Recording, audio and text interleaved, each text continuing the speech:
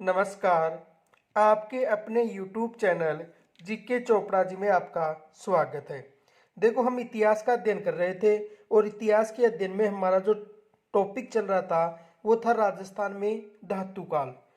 यहाँ तक पीछे हमने अध्ययन कर लिया था और आज हम यहाँ से अध्ययन करेंगे राजस्थान में धातु काल।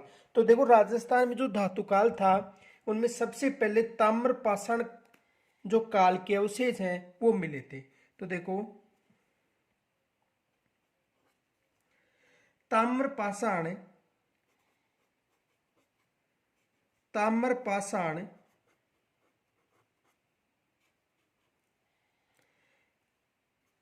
ताम्र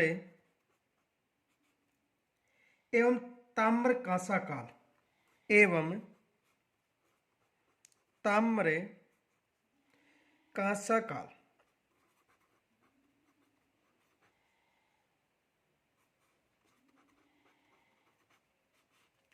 जो राजस्थान में ताम्र पाषाण काल के जो अवशेष हैं, यानी इसके अंतर्गत धातु काल के अंतर्गत राजस्थान में अनेक स्थानों पर ताम्र पाषाण या ताम्रकालीन अवशेष मिले हैं। वो कौन कौन से देखो, यानी सबसे पहले जो राजस्थान में धातु काल का प्रारंभ हुआ उसमें सबसे पहले ताम्र पाषाण या ताम्र कांसन काल के जो अवशेष हैं वो मिले हैं। तो देखो,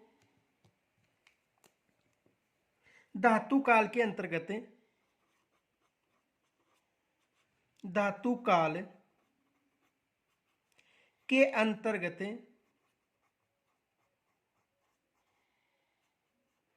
धातु काल के अंतर्गत राजस्थान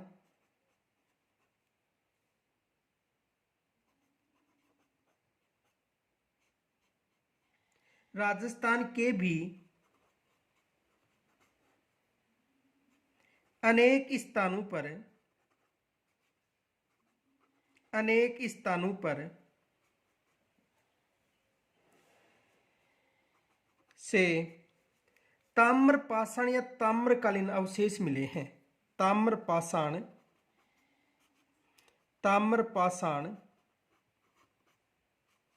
या ताम्रकालीन अवशेष मिले हैं। ताम्रकालीन अवशेष मिले हैं, यानी उत्खनन के दौरान जो सबसे प्रारंभ में जो अवशेष मिले थे वो ताम्र पाषाण या ताम्र कांसा कालीन अवशेष मिले थे। अब देखो, इसके अंतर्गत जो राजस्थान में जो इस युग से संबंधित जो अवशेष मिले हैं उनके बारे में देखो, जो तत्कालीन युग में राजस्थान के मानव के सांस्कृतिक विकास पर प्रभाव डालते। तो देखो, जो तत्कालीन युग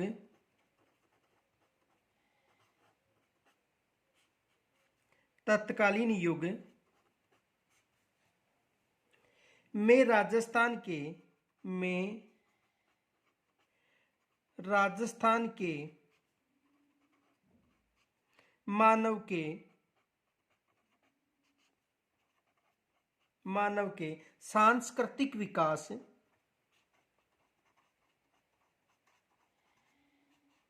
के सांस्कृतिक विकास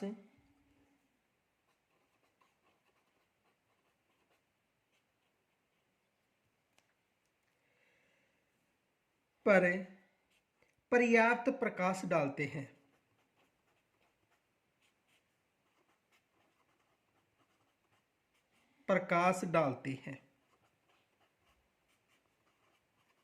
देखो, एक बार दोबारा समझो, यानी जो राजस्थान में धातु काल था उसका प्रारंभ ताम्र पाषाण काल या ताम्र कांसा काल से माना जाता है और ये इस धातु काल के अंतर्गत राजस्थान में अनेक स्थानों पर ताम्र पाषाण या ताम्रकालीन अवशेष मिले जो उस समय के सांस्कृतिक विकास पर प्रभाव डालते। अब देखो, जो ताम्रकालीन संस्कृति के अवशेष मिले वो देखो कहां कहां पर मिले। देखो, राजस्थान की ताम्रकालीन संस्कृति में राजस्थान की ताम्रकालीन संस्कृति में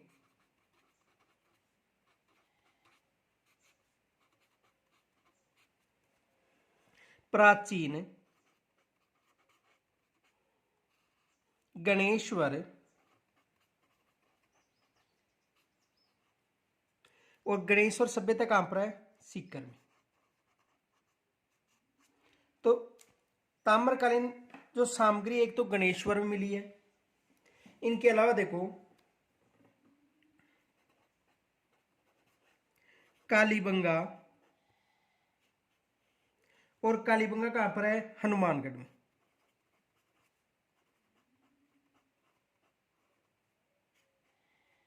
कालीबंगा कहां पर है? हनुमानगढ़ में। गिलुंड कहां पर है? राजसमंद में। गिलुंड कहां पर है? राजसमंद।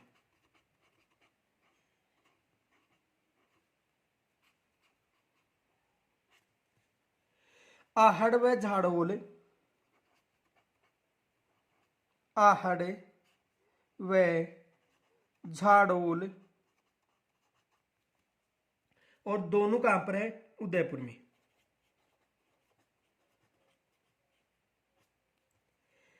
पिंड पांडलिया, पिंड पांडलिया,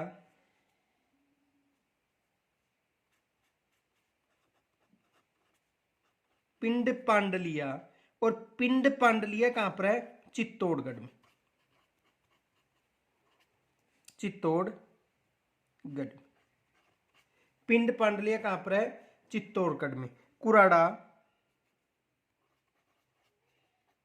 और कुराड़ा कहां पर है? नागौर में। कुराड़ा कहां पर है? नागौर में। तो देखो राजस्थान में जो ताम्रकालीन संस्कृति के जो अवशेष हैं, गणेश्वर सभ्यता, कालीबंगा सभ्यता, गिलुंड सभ्यता, आहड़ व झाड़ोल सभ्यता, पिंड पांडलिया सभ्यता, कुराड़ा सभ्यता। आगे देखो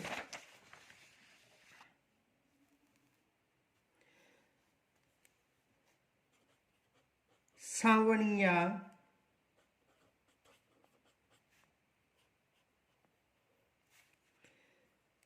व पुंगल, सावणिया व पुंगल कहां पर है? बीकानेर में। सावणिया व पुंगल कहां पर है? बीकानेर में। नंदलालपुरा, नंदलालपुरा,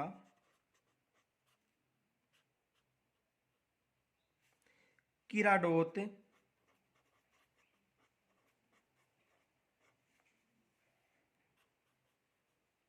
व चीथवाड़ी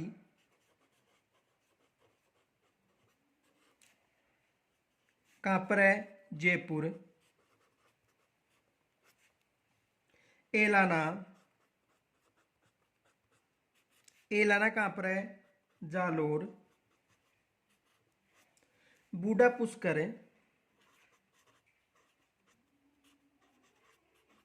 बूढ़ा पुष्कर, और बूढ़ा पुष्कर कहां पर है?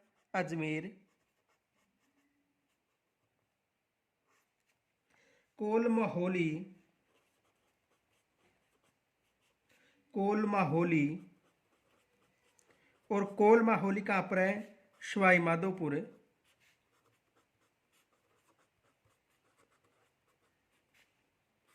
मलाह, और मलाह कहां पर है?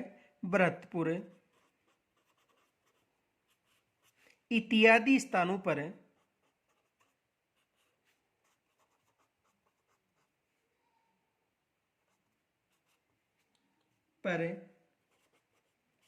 अवशेष मिले हैं।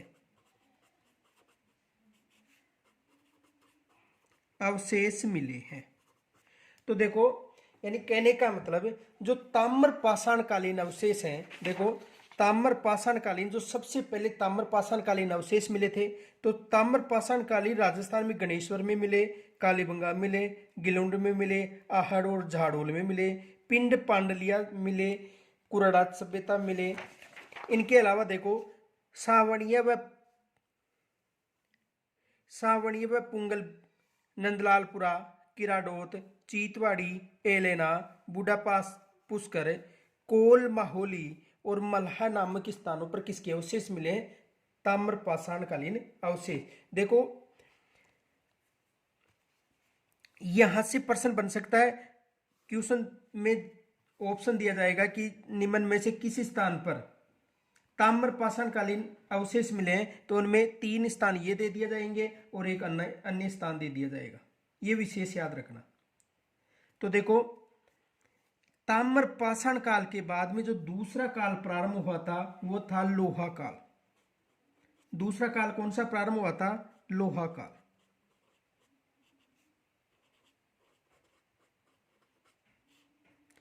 ताम्र पाषाण काल के बाद में जो दूसरा काल प्रारंभ हुआ था वो कौन सा था? लोहा काल।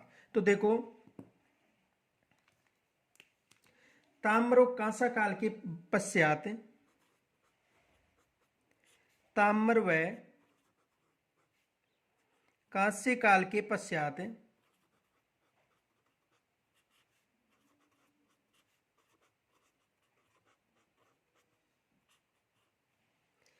लोहा का ज्ञान लोहे का ज्ञान और उसका प्रयोग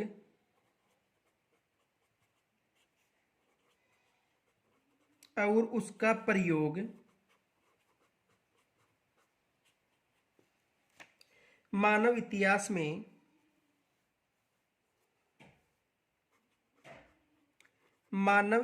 में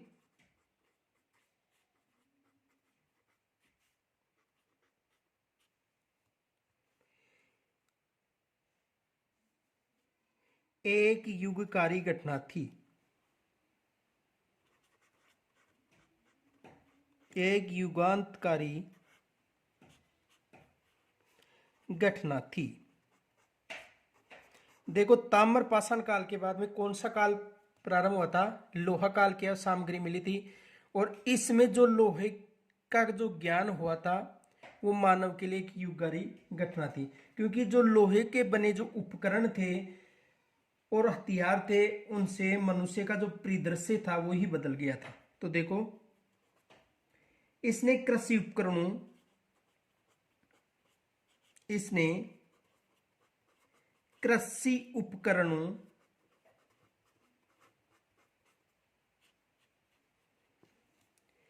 तथा हथियारों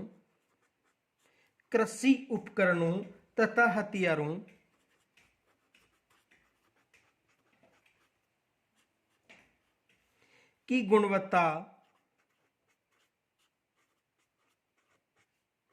गुणवत्ता को बढ़ाकर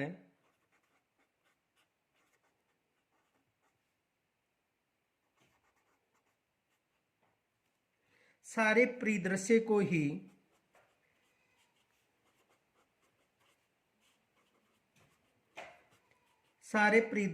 ही बदल दिया।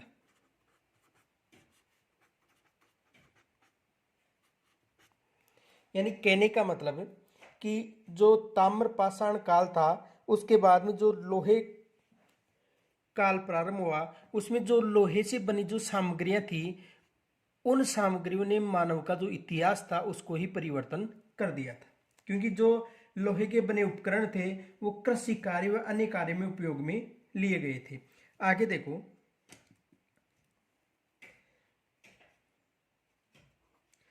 राजस्थान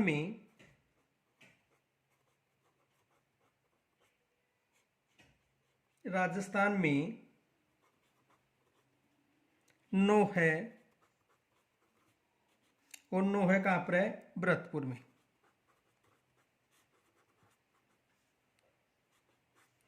जोधपुरा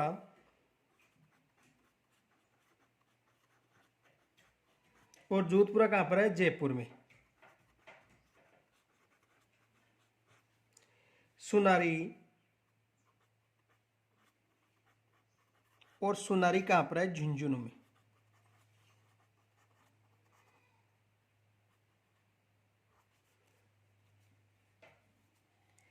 रेड, और रेड कहां पर है, टोंक आदि स्थानों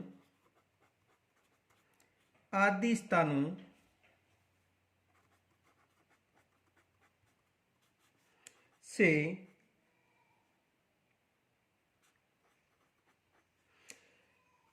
लोहा संस्कृति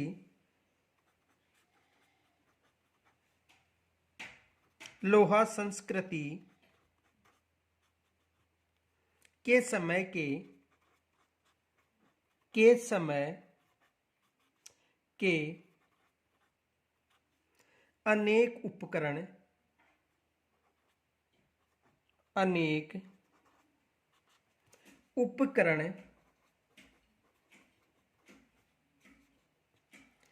और हथियार मिले।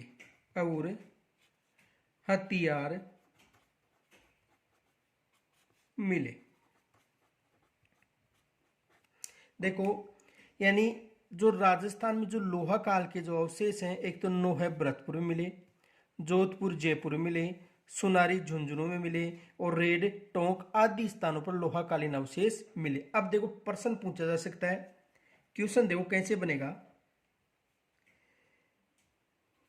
कौन सा स्थान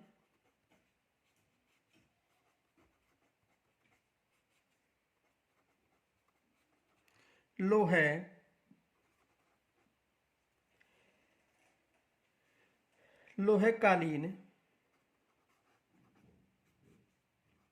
युग से संबंधित है?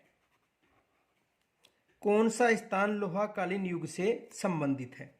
अब देखो इसमें जो स्थान है, देखो ए ऑप्शन में दे दिया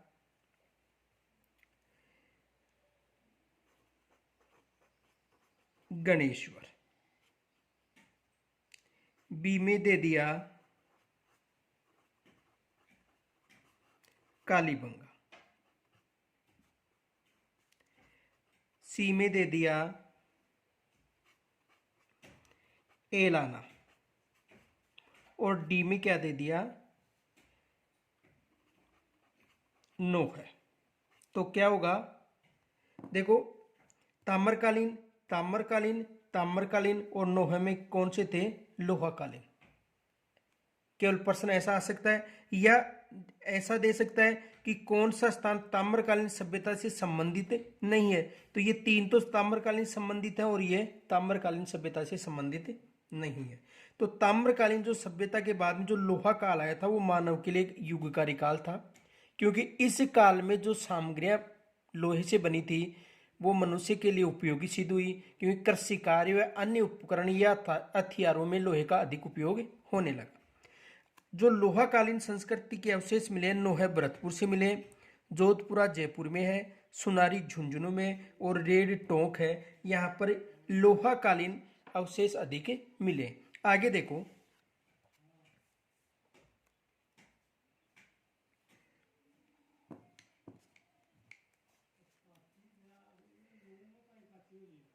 नोहे भरतपुर, नोहे कहां पर है, भरतपुर। नोहे भरतपुर से प्राप्त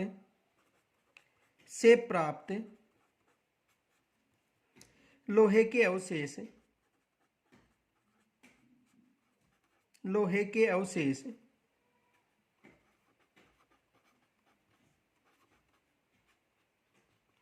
भारत में लोहे के अवशेष, देखो जो नोहे भरतपुर से जो प्राप्त लोहे के अवशेष हैं, वो भारत में लोहे के अवशेष के युग के प्रारंभ होने की सीमा निर्धारित करती हैं। ये विशेष याद रखना कि जो नोहे भरतपुर से प्राप्त लोहे के जो अवशेष हैं, वो भारत में लोहे के जो अवशेष हैं उनका प्रारंभ होने की सीमा निर्धारित करती है, या लोहा युग के प्रारंभ होने की सीमा का निर्धारण कौन सी सभ्यता से माना जाता है, नोहे। एक बार दोबारा देखो, नोहे जो सभ्यता है वो भरतपुर में है। यहाँ पर जो लोहे के अवशेष प्राप्त हुए हैं, इन अवशेषों से यह अनुमान लगाया जाता है कि यहाँ से लोहा युग प्रारंभ हुआ था। भारत में लोहा युग के लोहे युग के आरंभ होने की सीमा आरंभ होने की सीमा रेखा रेखा निर्धारित करने में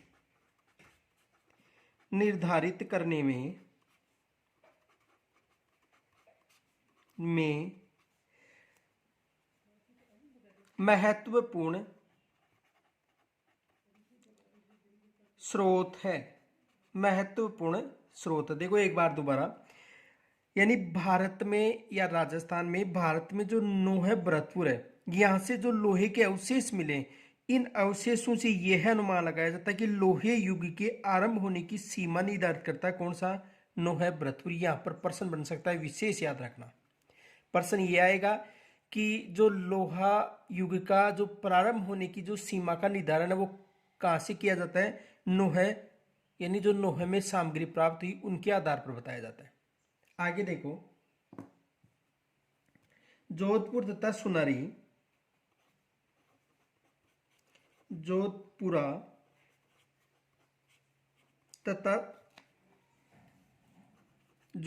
तथा सुनारी से लोहे गलाने की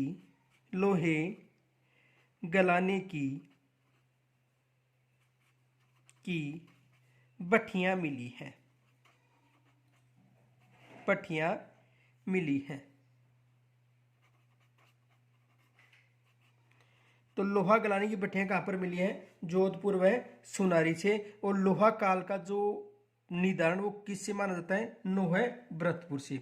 इनके अलावा देखो, जोधपुर और सुनार से लोहा गलाने की भट्टी, इनके अलावा देखो अस्त्र शस्त्र और उपकरण बनाने के कारखाने भी मिले हैं यहाँ पर। यानी जोधपुर और सुनारी से लोहा गलाने की भट्टियों के अलावा अस्त्र शस्त्र व उपकरण बनाने के कारखाने भी मिले हैं। तो देखो, यहां से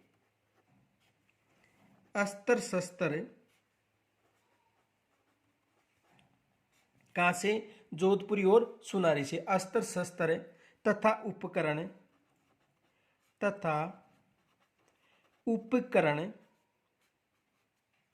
बनाने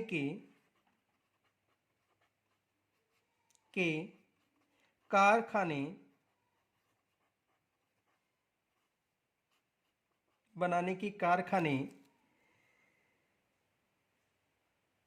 के अवशेष या कारखानों के अवशेष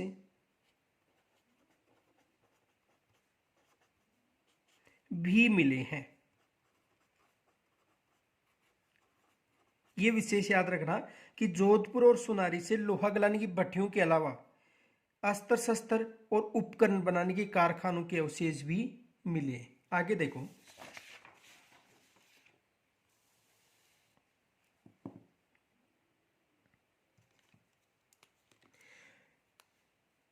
रेड,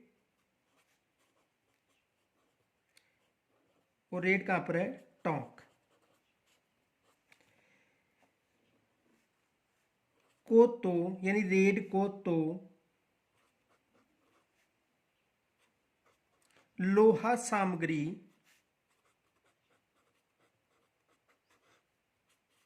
की प्रचुरता के कारण, की प्रचुरता या अधिकता के कारण, प्रचुरता के कारण, अधिकता के कारण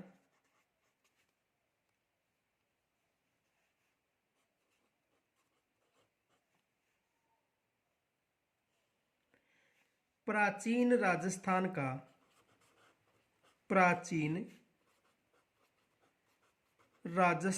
का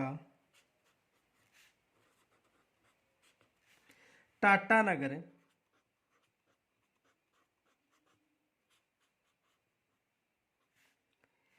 की संज्ञा दी गई।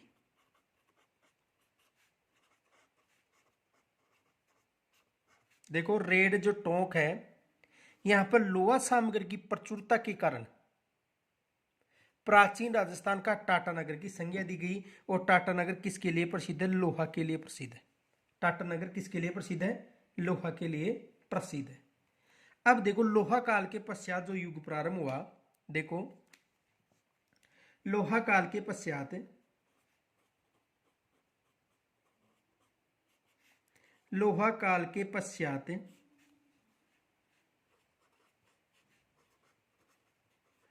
लोहा काल के पश्चात भारत के अन्य भागों की भांति भारत के अन्य भागों की भांति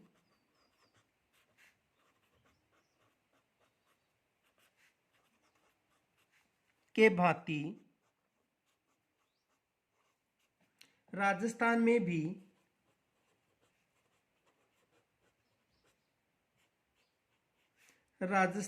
भी सलेटी रंग की चित्रित सलेटी रंग की चित्रित सलेटी रंग की चित्रित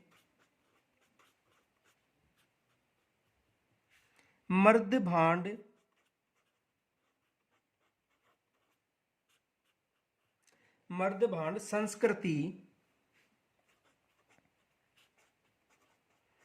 संस्कृति के अवशेष या संस्कृति का उदय हुआ था।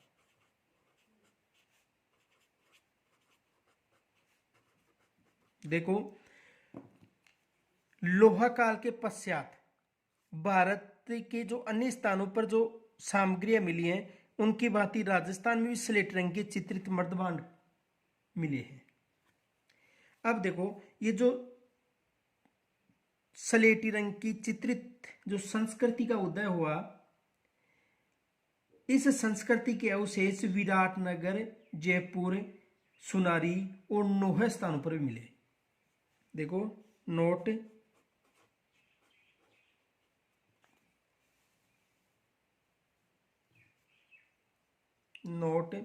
इस संस्कृति के अवशेष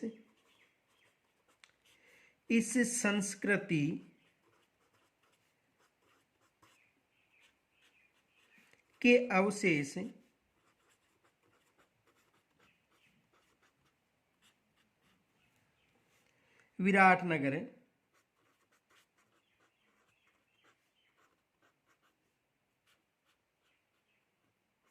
जोधपुरा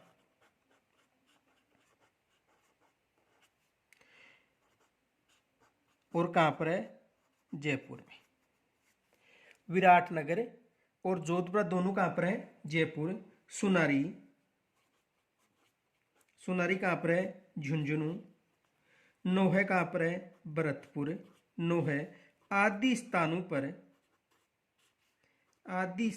पर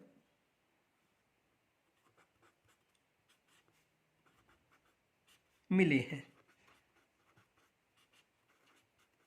देखो जो स्लेटी रंग की जो चित्रित मर्दभांड संस्कृति का उदय हुआ, उनके अवशेष विराटनगर, जयपुर, जोधपुर या जयपुर, सुनारी और नोहे आदि स्थानों पर मिले। आगे देखो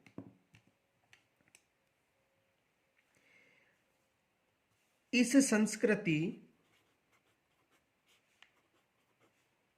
संस्कृति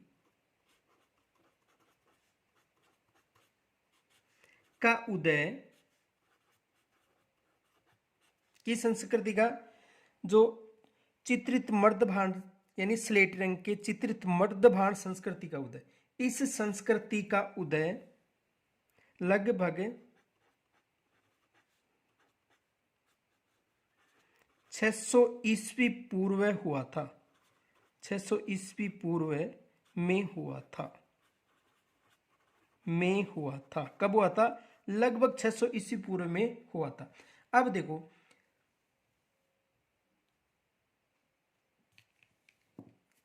इस संस्कृति के बाद में राजस्थान के इतिहास में ऐतिहासिक युग प्रारंभ हो गया। ये विशेष याद रखना, पीछे बताया था कि ऐतिहासिक युग का प्रारंभ कब से माना जाता है? 600 ईस्वी पूर्व से माना जाता है। तो देखो इसके पश्चात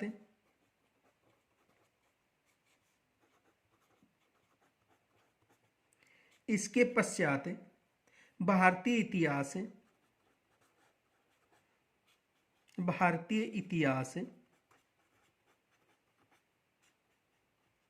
के साथ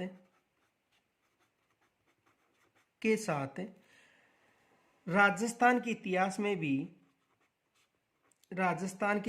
का भी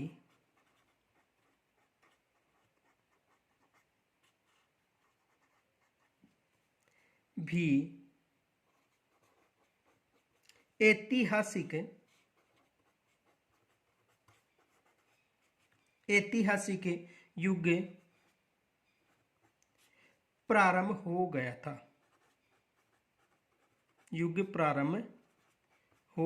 था।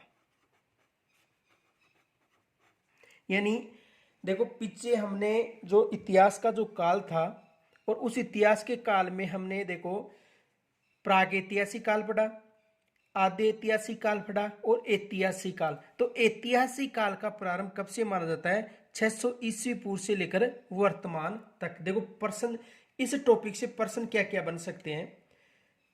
क्वेश्चन देखो,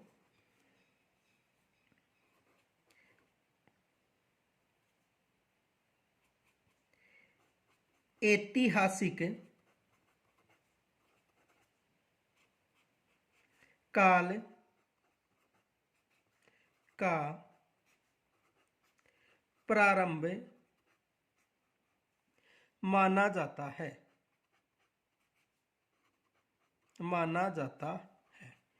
तो ऐतिहासिक काल का जो प्रारंभ है वो कब से माना जाता है? 600 ईस्वी पूर्व से। 600 ईस्वी पूर्व से, और कब तक? वर्तमान तक।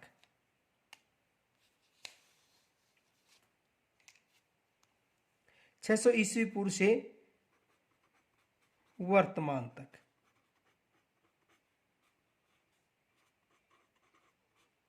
अब देखो क्वेश्चन नंबर अगला,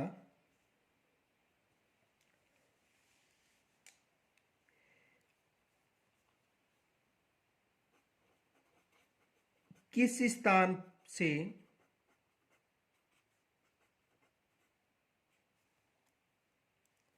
स्लेटी रंग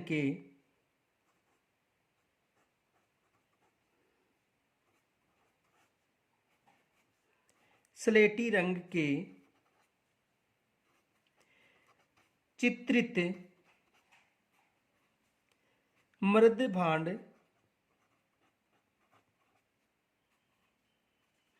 के अवशेष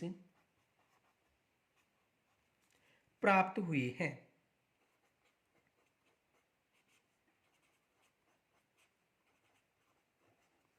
यानी किस स्थान से स्लेटी रंग के चित्रित मर्द भांड के अवशेष प्राप्त हुए हैं? तो पीछे बताया था, देखो कोई सा भी ऑप्शन में आ सकता है। विराटनगर,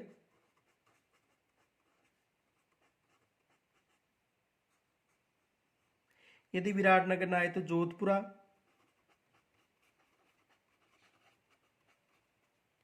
सुनारी, नोह आदि स्थानों से स्लेटी रंग के चित्रित मर्दभांड के अवशेष प्राप्त हुए थे। कौन कौन से हैं? विराटनगर भी आ सकता है ऑप्शन में, जोधपुर भी आ सकता है, सुनारी भी आ सकता है, और नोहे भी आ सकता है। अगला प्रश्न ये बन सकता है,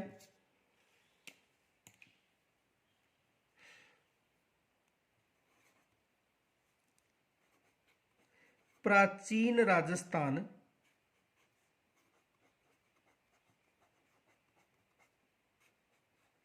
का टाटा नगर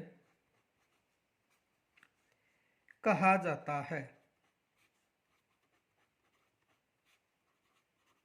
तो प्राचीन राजस्थान का टाटा नगर किसे कहा जाता है? रेड। यहां पर अधिकतर लोहे की सामग्रियां मिली है, और रेड कहां पर है? टोंक। यानी सर्वाधिक लोहे की सामग्रियां कहां पर मिली है? उत्खनन के दौरान रेड सभ्यता से, इसलिए से राजस्थान, प्राचीन राजस्थान का टाटा नगर भी कहा जाता है। यह प्रश्न बन सकता है,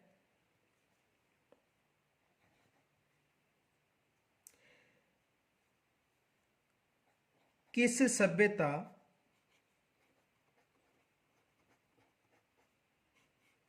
से प्राप्त अवशेषों से यह अनुमान लगाया जाता है, यह अनुमान लगाया जाता है कि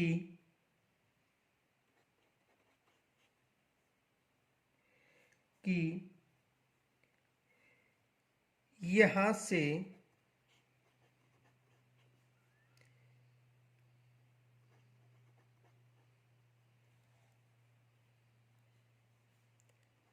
लोहे संस्कृति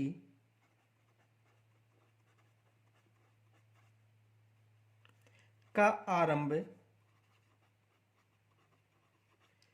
माना जाता है।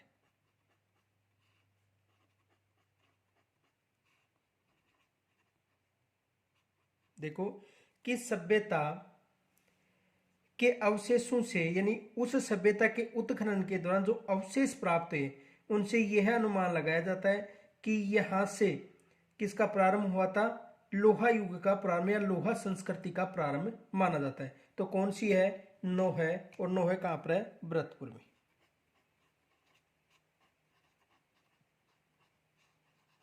नोहे कहां पर है, भरतपुर में। तो ये धातुकाल था। अब हमारा जो धातुकाल के बाद में जो अगला टॉपिक है वो है राजस्थान की प्राचीन सभ्यता। राजस्थान की प्राचीन सभ्यता। राजस्थान की प्राचीन सभ्यता, इस टॉपिक का अध्ययन कल करेंगे। यदि यहाँ तक कोई समस्या हो तो मुझे कमेंट्स के द्वारा जरूर बताएं और इस वीडियो को अधिक से अधिक लाइक तथा शेयर करें। धन्यवाद।